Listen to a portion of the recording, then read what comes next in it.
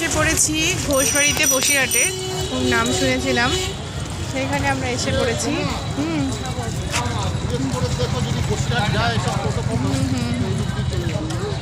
আমরা এসে পড়েছি বসিরহাটের ঘোষবাড়িতে। এখানে এক সপ্তাহব্যাপী, বড়দিনব্যাপী যে মেলাটা, সেটা আমরা 1 জানুয়ারিতে এসে পেয়ে গেছি। দেখুন, এটা হচ্ছে তার এন্ট্রি গেট।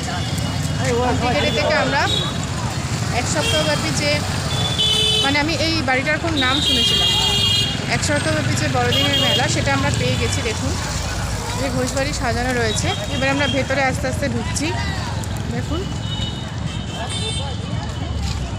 খুব সুন্দর জায়গা।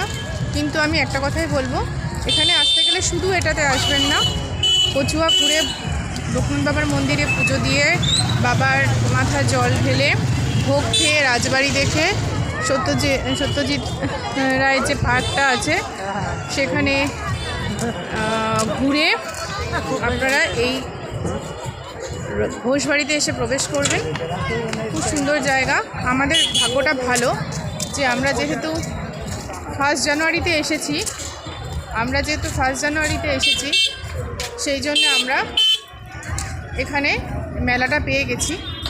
আমি যতটা সম্ভব ঘোষবাড়িটা আপনাকে দেখালাম। এটা হচ্ছে ঘোষবাড়ি।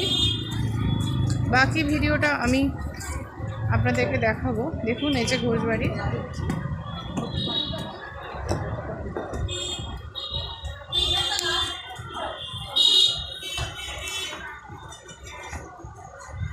খুব সুন্দর জায়গা, বাকিটা আমি দেখাবো। দেখুন, মানে একটা ভিডিওতে পুরোটা দেখানো সম্ভব হয়ে ওঠে না, আমি যতটা সম্ভব দেখাচ্ছি।